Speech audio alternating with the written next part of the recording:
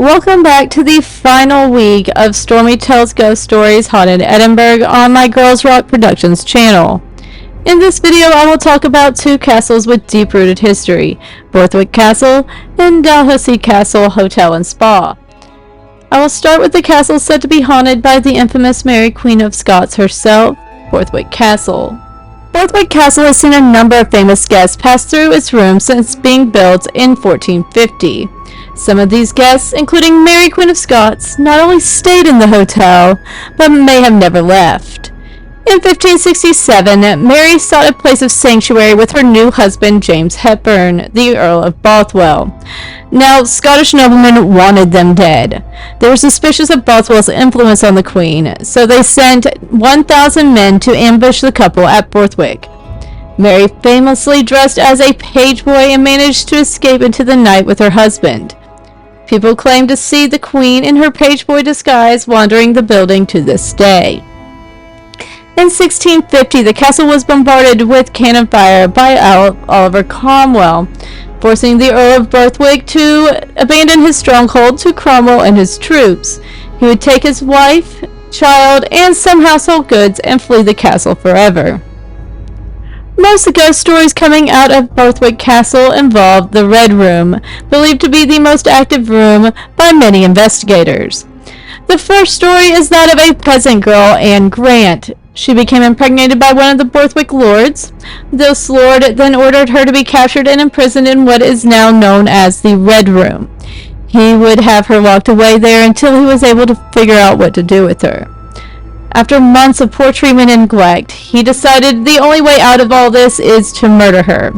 So, being the coward that he was, he sent a group of armed henchmen into the room to butcher the poor girl and her unborn child. It is said that the remains are still bricked up in the walls of the room. The Red Room is said to be so haunted that at one point the owners brought in a priest to exorcise the lingering spirits. This next story involves the Borthwick family's chancellor, who would use the Red Room and its niches as safes to hide away money he was embezzling from the family. According to the local legend, the Borthwicks found out about the crime and caught up with the chancellor on his way out of Edinburgh and burned him to death. The ghosts of both the young servant girl and the fired chancellor still wander the stony spiral staircases of Borthwick Castle. There is a red-bearded Scotsman brandishing a sword in the Great Hall, and some people believe that this is the Chancellor. Women guests have complained of being pulled out of bed by both arms. One woman claimed that she woke to find a sad young girl sitting at the edge of the bed. The woman went on to say that she spent some time in a telepathic communication with the young girl about her lost child. The ghost never wakes up the men staying in the room. In fact, most witnesses report that their male companions slept through the night and couldn't even be woken by their terrified screams. The final tale of this series is about a hotel and spa housed in the castle that was built back in the 1200s, Dalhousie Castle and Spa Hotel and Spa. A fine-looking fortress standing on the banks of the River Esk, a few miles south of Edinburgh, Dalhousie Castle is the 13th century ancestral home of the Ramsay family. Housing the family for almost 850 years, it is the longest inhabited castle in all of Britain. While it was originally built in the 13th century, only vaults and thick walls at the foundation level remain of the original castle. Much of the present structure was built in 1450. Although many extensions and alterations have occurred over the following centuries. Entry into the castle used to only be via drawbridge over a moat, but when the castle was turned into a hotel, the moat was re-excavated. The magnificent red stone facade features crenulated battlements and turrets and long sash windows, offering fabulous views of the woodland estates. Contrary to its seamless modern fixtures and contemporary hydro spa, Dalhousie has an intriguing, tangled, and turbulent past, so it's not surprising that the castle is known for being haunted by a few ghosts. Its 29 luxurious rooms are done up in period furnishings, which probably only further attracts the spirits to the ancient castle. A number of other notable features include a mural staircase leading from the banquet hall to the vaults, and a spiral staircase leading from what used to be the first floor of the keep down to the dungeon. The bottle dungeon, nowadays known as the wine cellar, was once where the prisoners were lowered by rope with no means of escape through its 11-inch walls.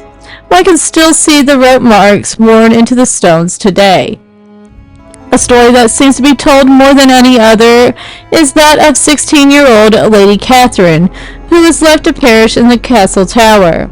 Legend has it that sometime in the 1500s, one of the Ramsay Laird's wives discovered that her husband was fooling around with a Lady Catherine, and so she was banished to the castle tower and starved to death in one of the upper chambers. Her ghost is known as the Grey Lady because of her dress, and she has been seen roaming the stairs, halls, and turrets ever since. Another story of Lady Catherine states that she was the 16-year-old Lady Catherine Ramsay during the 16th century. Lady Catherine fell madly in love with a boy who worked at the castle. Due to social status of the boy and the importance of marrying in one's class, it's easy to predict that her parents weren't too thrilled with the boy she had chosen. In typical teenage fashion, Catherine locked herself in the room and refused to eat. She would eventually die of starvation. Now, it is believed by some that the Grey Lady does not like the sound of bagpipe music. When the castle steward and pipe sergeant has seen her, his pipes fail to play. The Grey Lady is said to be a very active spirit. She has been known to tap on doors and shoulders and sometimes be seen at the end of the bed. Sir Alexander Ramsay has also been seen wandering the castle grounds. A famously deceased resident of the Dalhousie castle, who was reportedly also starved to death by the castle's then owner, William Douglas, in 1342.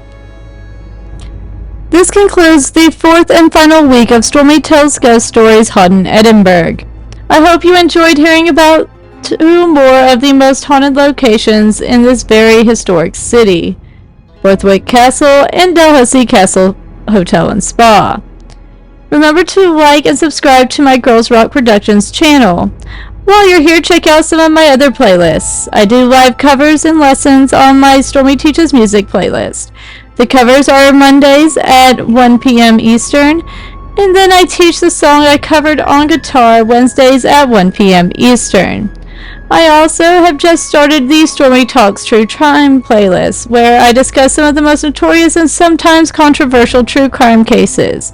Those new videos are posted Thursday at 6 p.m. Eastern.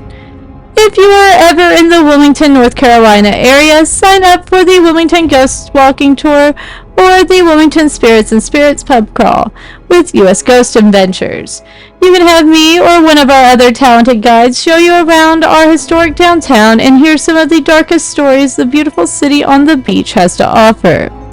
While you're visiting, if you decide you want to stay or buy a vacation home, check out my Moving to Coastal Carolina channel and contact me, as I am a local realtor in the southeastern North Carolina area.